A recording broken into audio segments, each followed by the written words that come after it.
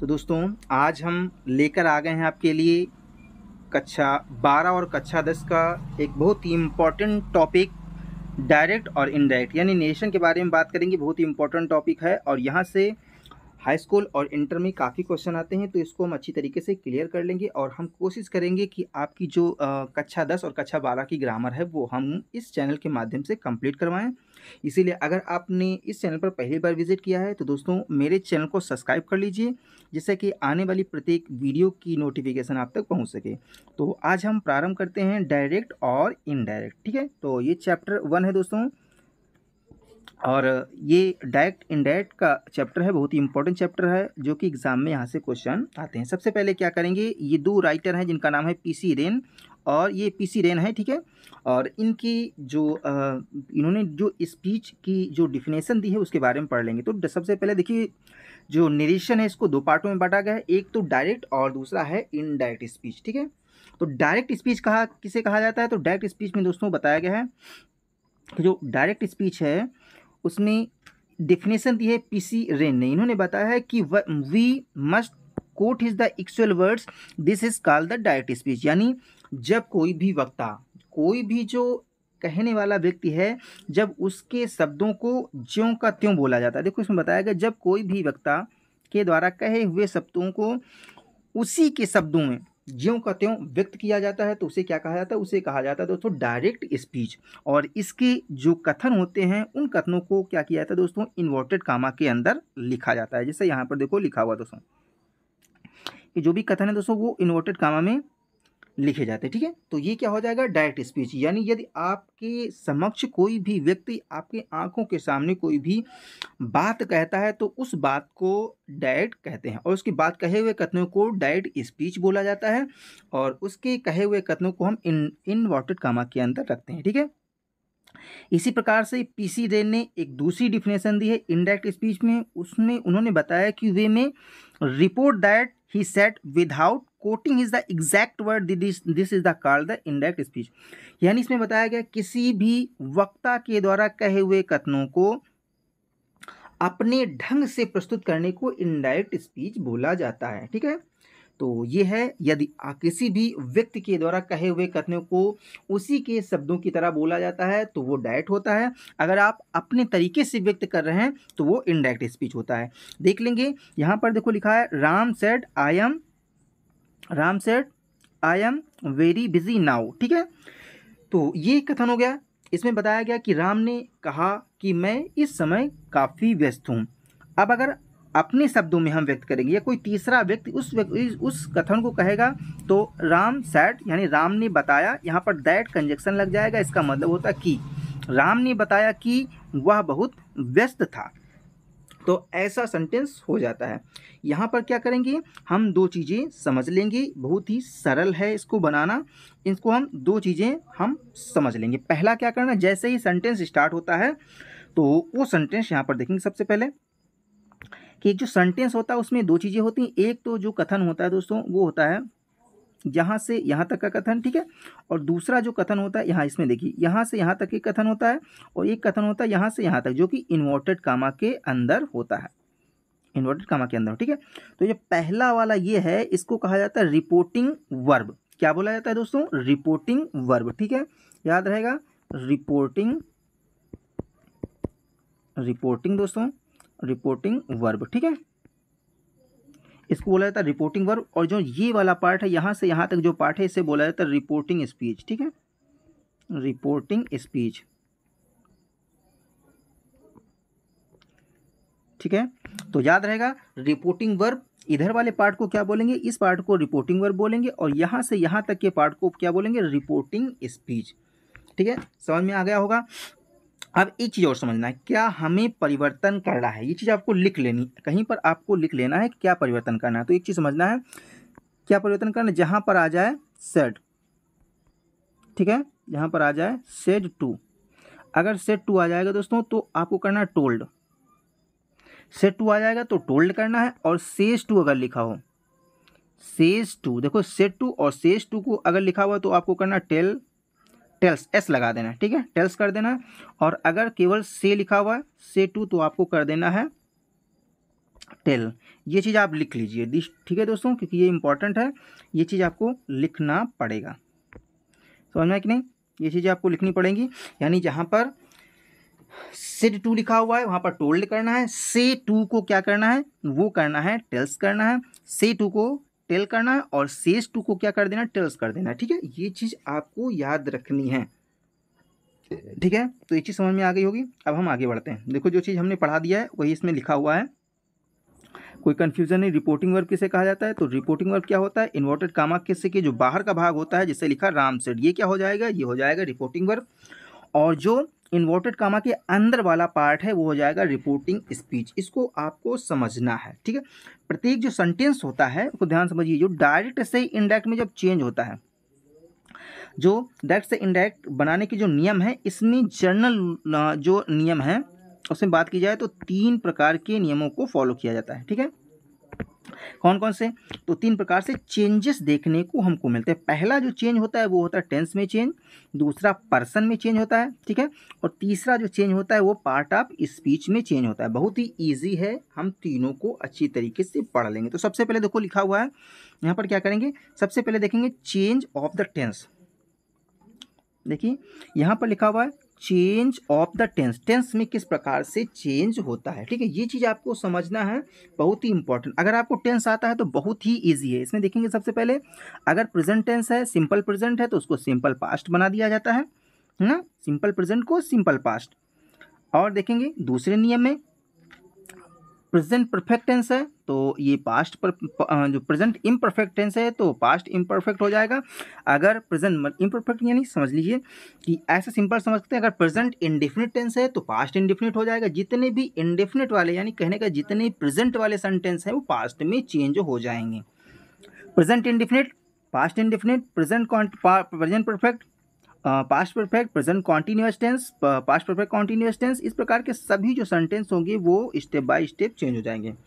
तो हम आप लोगों की समस्या है दोस्तों कि आप लोगों को समस्या ये हो रही है कि टेंस वाली प्रॉब्लम हो रही है, यानी आपको टेंस नहीं आ रहा है। तो आपको बिल्कुल भी चिंता करने की जरूरत नहीं है, क्योंकि हम देखिए दोस्तों, अगर आपको टेंस नहीं आ रहा है, कोई प्रॉब्लम नहीं है। मैंने क्या किया, शॉर्ट रूल्स यहाँ पर लिख दिए हैं, आपको ये रूल्स फॉलो करने हैं, आप आसानी से नरेशन सीख जाएंगे। ठीक है, तो यहाँ पर देखेंगे रूल्स क्या है, तो यहाँ पर आप देखेंगे ये रूल्स ऑफ द नरेशन। ठीक है, रूल्स ऑफ द नरेशन, इसमें क्या करना है, इसमें क्या करना, समझना पहले। ये पहला जो टेंस है वो लिखा है वर्ब की फर्स्ट फॉर्म अगर आएगी या एस या ईएस आएगा, ठीक है, ये एस या ईएस आएगा तो आपको चेंज करके वर्ब की सेकंड फॉर्म कर देनी है। कहने का आशय ये है कि प्रेजेंट इंडेफिनिट टेंस को, ये कौन सा टेंस है, तो अगर आपको आता है टेंस बिल्कुल ईजी है, ये है प्रेजेंट इंडेफिनिट टेंस। तो जो प्रेजेंट इंडेफिनिट टेंस है उसको चेंज कर देना है दोस्तों पास्ट इंडेफिनिट टेंस में। ठीक है, पास्ट इंडेफिनिट में। फिर दूसरा क्या करना है दोस्तों, अगर आ जाए इज एम आर, ये कॉन्टिन्यूअस टेंस है तो इसको पास्ट कॉन्टिन्यूअस टेंस यानी वॉज वर्ब में चेंज कर देंगे। ठीक है, बिल्कुल इजी है, वॉज वर्ब में चेंज कर देंगे। अगर हैज़ हैव आएगा, हैज़ हैव आएगा तो हैड और वर्ब की थर्ड फॉर्म में चेंज कर देंगे। वर्ब की सेकंड फॉर्म आएगी तो उसको हैड और वर्ब की थर्ड फॉर्म में चेंज कर देंगे। आपको अगर टेंस नहीं आते तो कोई प्रॉब्लम नहीं है, कैन का कुड कर देना है, विल का उड कर देना है, सेल का शुड कर देना, मे का माइट कर देना है। ठीक है, बहुत ही इजी तरीके से यहाँ पर मैंने नियम लिख दिए, इसका आप स्क्रीनशॉट ले लीजिए, नहीं तो इसको किसी कॉपी में आप नोट कर लेना, सारे नियम यही हैं। ठीक है, तो ये चीज़ आपको लिख लेनी है। अब यहाँ पर देखेंगे जो भी सब्जेक्ट होता है, सब्जेक्ट को किस प्रकार से हम क्या करेंगे, ऑब्जेक्ट में परिवर्तित करेंगे। अगर देखो ही लिखा हुआ है तो ही का जो नॉमिनेटिव केस होता है, पॉजिटिव केस होता है दोस्तों, और सब ऑब्जेक्टिव केस होता है वो होता है हिम, यानी ही, हिज, हिम, सी, हर और हर हो जाता है। ठीक है, इट का इट्स होता है, इट होता है। ठीक है, आई का माई होता है और मी होता है, वी का अवर, अस होता है, यू का योर और यू होता है, दे का देयर होता है और देम होता है। यानी समझना है कि अगर सब्जेक्ट कहीं पर दे लिखा हुआ है तो इसका जो ऑब्जेक्ट होगा वो क्या होगा, देम होगा। ठीक है, तो इसको भी आप स्क्रीनशॉट ले लीजिए। और एक चीज़ आपको समझना है, यहाँ पर आपको हम समझाने की कोशिश कर रहे हैं सन का नियम। एक आगे नियम आएगा जिस नियम को कहा जाता है सन का नियम, SON। ठीक है, ये प्रोनाउन में चेंजेस हैं, S फॉर होता है सब्जेक्ट, ठीक है, S for subject, O for object और N फॉर नो चेंज। ठीक है, तो अगर कहीं पर आ रहा है प्रोनाउन में आई आ रहा है या फिर आ रहा है वी, आई और अगर वी आएगा तो इसको आपको हमेशा सब्जेक्ट के अनुसार बदलना है, यानी जो सेंटेंस में सब्जेक्ट लिखा होगा, ठीक है, जो भी सब्जेक्ट लिखा होगा उसी के अनुसार बदलना है, और यू को चेंज करना आपको ऑब्जेक्ट के अनुसार। और अगर आ जाएगा इसके अलावा ही सी इट, ही सी और इट, तो आपको चेंज नहीं करना है, ठीक है। ही सी इट और दे ये वर्ड चेंज नहीं होंगे, और आपको आई भी सब्जेक्ट के अनुसार, यू ऑब्जेक्ट के अनुसार, और एन यानी नो चेंज करना ही सी इट को। तो ये नियम आपको थोड़ा सा याद कर लेना है। अब हम क्या करते हैं दोस्तों, एक्सरसाइज को सॉल्व करते हैं और देखते हैं हमें कितना आया, ठीक है। अब एक चीज़ और यहाँ पर समझना है, ठीक दोस्तों, देखिए हम जब कोई भी सेंटेंस करना प्रारंभ करते हैं तो ये हमने बताया कि ये जो पार्ट होता है ये होता है रिपोर्टिंग वर्ब, और इधर वाला पार्ट होता है रिपोर्टिंग स्पीच, है ना, ये तो बताया गया। अब अगर देखो ये कहा गया यहाँ पर एक चीज़ समझना, अगर रिपोर्टिंग वर्ब में, कहाँ पर, रिपोर्टिंग वर्ब में अगर सेड आएगा, क्या आएगा, सेड आएगा, या फिर आएगा सेड टू, सेड या फिर सेड टू, तभी इधर वाला सेंटेंस बदलना है, अदरवाइज आपको रिपोर्टिंग स्पीच नहीं बदलनी है, ठीक है। समझ में आया क्या कहा गया है, अगर आएगा सेड या फिर सेड टू तभी इधर वाला सेंटेंस बदलना है, इसके अतिरिक्त आपको ये सेंटेंस बदलना नहीं है। यानी यहाँ पर सेंटेंस प्रेजेंट टेंस या फिर फ्यूचर टेंस में अगर आएगा, प्रेजेंट या फ्यूचर में आएगा तो इधर वाला सेंटेंस नहीं बदलना है। अच्छा, प्रेजेंट टेंस और फ्यूचर टेंस की अभी जानकारी अगर आपको नहीं है तो कोई प्रॉब्लम नहीं, आपको ये समझना है कि इधर वाला सेंटेंस, ठीक है, यानी ये जो इधर वाला सेंटेंस है ना, ये वाला जो सेंटेंस है, इस सेंटेंस को तभी आप बदलोगे जहाँ पर सेड आ जाए, ठीक है। तो सब में देखो सेड आ रहा है, इसका मतलब ये चेंज करना है, ठीक है। ये देखो सब में सेड आ रहा है, इसका मतलब चेंज करना है, या फिर सेड आए या फिर क्या आ जाएगा दोस्तों, सेड टू। तो सेड टू को तो आप टोल्ड करोगे, है ना, सेड टू को टोल्ड करोगे, और रिपोर्टिंग वर्ब में इसके अलावा आपको कोई भी चेंज नहीं करना है, जैसे लिखा है वैसे लिख देना, ठीक है। और तभी इधर वाले सेंटेंस में आपको क्या करना है, चेंज करना है, जब सेड आएगा या सेड टू आएगा। लेकिन अगर इस वर्ड में कोई भी सेंटेंस यूनिवर्सल ट्रूथ आता है, यानी कोई सामान्य सत्य चीज कही हो, जैसे कह दिया जाएगा सूरज पूरब में निकलता है, तो भाई कैसे चेंज कर सकते हो, है ना, सूरज पूरब में निकलता है तो क्या इसको आप पश्चिम में थोड़ी ना निकाल दोगे, है ना। ये तो ये सेंटेंस अगर आएंगे, कोई भी सत्य कथन आएगा तो आपको नहीं बदलना है, अदरवाइज आपको क्या करना है, सेंटेंसों को परिवर्तित करना है, कब, जब रिपोर्टिंग वर्ब में सेड आएगा, ठीक है। तो आप क्या करेंगे, हम एक्सरसाइज 1 सॉल्व करते हैं। आपने रूल्स लिख लिए होंगे, और जो सन वाला नियम है इसको आपने लिख लिया होगा। अब हम क्या करेंगे, सॉल्व करेंगे एक्सरसाइज, ध्यान से देखना, आपको समझ में आ जाएगा।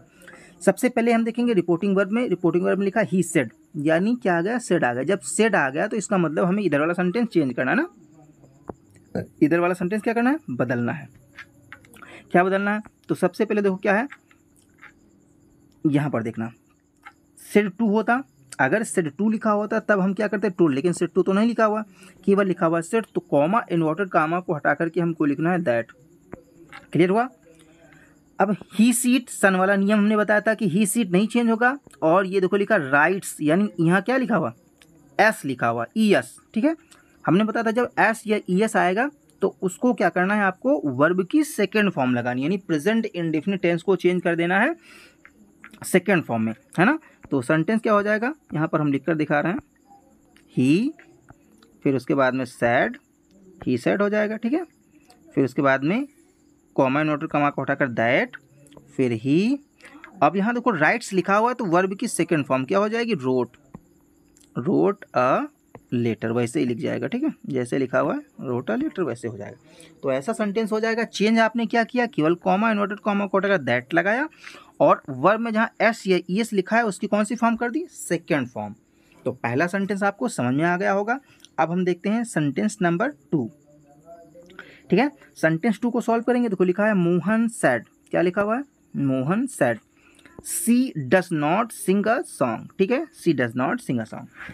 अब यहाँ पर देखो पहले सैड आया, जब सैड जैसे ही आया हमको समझ में आएगा कि इधर वाला सेंटेंस हमको बदलना है, क्योंकि यहाँ पर क्या आ रहा है, सैड आ रहा है, ठीक है, तो बदलना है। अब बदलना कैसे, ये चीज़ समझो कि यहाँ पर क्या करेंगे, कॉमा नोट कॉमा को हटाकर दैट लगाएंगे, यानी फिर से हम आपको करके दिखा रहे हैं, मोहन मोहन, फिर सैड, अगर सेड टू होता तब करते हैं टोल्ड, अदरवाइज टोल्ड नहीं करेंगे, सेड का सेड ही रहेगा। फिर करते हैं दैट, कंजक्शन लगा देंगे, कॉमा और इन्वर्टेड कामा को हटाकर दैट लगाया। सी है तो सी ही रहेगा। डज नॉट, यहाँ पर देखो लिखा डज नॉट। अब प्रेजेंट इंडेफिनिट टेंस में डज नॉट आता है।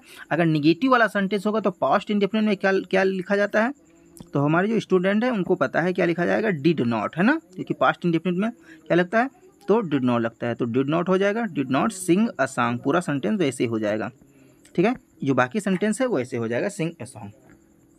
तो दूसरा भी सॉल्व हो गया। तीसरा देखेंगे, अब तीसरे में क्या है देखेंगे, राम सेड, जब सेड है तो इधर वाला सेंटेंस क्या करेंगे, हम चेंज करेंगे। जब इधर सेड आ गया तो इधर वाला सेंटेंस चेंज करेंगे, इसको हटाकर लगाएंगे दैट, यानी हो जाएगा राम सेड। अगर सेड टू होता तो टोल्ड लिखते, राम सेड दैट ही। अब इसको क्या कर देंगे, क्या बताए थे इसको करने के लिए, वॉज, तो क्या हो जाएगा, he was wrong, he was wrong, ठीक है। तो ये सेंटेंस हो गया आपका नंबर 3। केवल क्या करना है, कॉमा इन्वर्टेड कामा को हटाकर दैट लगाना है और इज का करना है वॉज, ठीक है।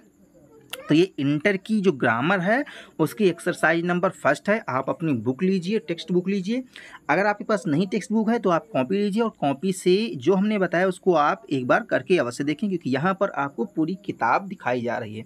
ये सेम जो आपकी किताब है वैसे ही इसमें भी ये जो किताब के माध्यम से ये आपको समझाया जा रहा है, ठीक है। तो अब क्वेश्चन नंबर 4 भी देखेंगे, ठीक है।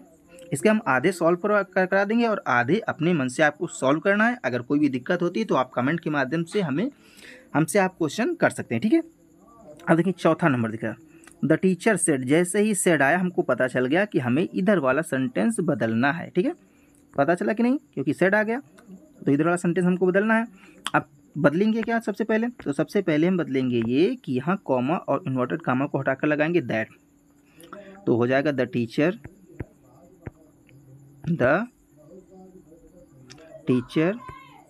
सेड दैट, सी लिखा हुआ, ठीक है। अब इज का क्या हो जाएगा, इसको किस में चेंज करेंगे, बोलो किस में चेंज करेंगे, तो वॉज में। She was a weak student, ठीक है। तो ये सेंटेंस हो जाएगा दोस्तों, the teacher said that she was, है ना, इसका क्या हो जाएगा, वॉज हो जाएगा। यहाँ पर इसका क्या हो जाएगा दोस्तों, वॉज, बिल्कुल इजी है। अब 5 सेंटेंस देख लेंगे, तो यहाँ पर भी सेड आया, इधर वाला सेंटेंस हमको बदलना है, क्या केवल चेंज करना है, तो यहाँ पर देखो क्या चेंज करना है, केवल कॉमा इन्वर्टेड कामा को हटाकर लगाएंगे दैट और इज को कर देंगे दोस्तों वॉज, है ना। ये हो गया क्वेश्चन नंबर 5। आसानी से देखो हो रहा है, केवल क्या करना है आपको, वो जो हमने नियम लिखा है उनको आपको याद रखना है, ठीक है। यहाँ पर सेड आया, इसका मतलब इधर वाला सेंटेंस हमें बदलना है, ठीक है। हैज़ का क्या हो जाएगा दोस्तों, हैज़ का हो जाएगा यहाँ पर हैड, जो कि हमने पहले नियम में बता रखा है कि जो प्रेजेंट परफेक्ट टेंस है उसको चेंज करेंगे पास्ट परफेक्ट में, ठीक है।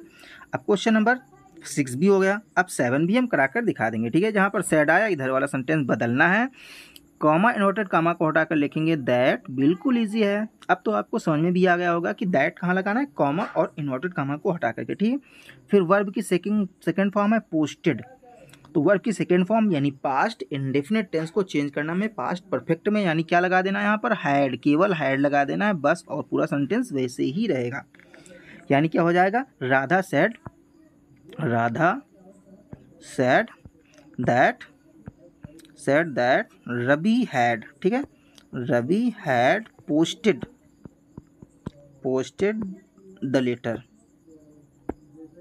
तो ये हो जाएगा सेंटेंस आपका दोस्तों, सेंटेंस नंबर 7। तो अब बाकी बचे हैं 3। अब ये क्या करोगे, ये अपने मन से करोगे। अगर आपको कोई प्रॉब्लम होती है तो कमेंट के माध्यम से आप हमसे पूछ सकते हो, ठीक है। तो मिलते हैं अगले वीडियो में, जिसमें हम बात करेंगे इंट्रोगेटिव सेंटेंस की नरेशन की। इसी प्रकार से बारी बारी से हम पूरी ग्रामर आपकी कंप्लीट करवाएंगे। तो यदि अभी तक आपने मेरा चैनल सब्सक्राइब नहीं किया है तो प्लीज़ और प्लीज़ पहले चैनल को सब्सक्राइब करें, ठीक है। मिलते हैं अगले वीडियो में।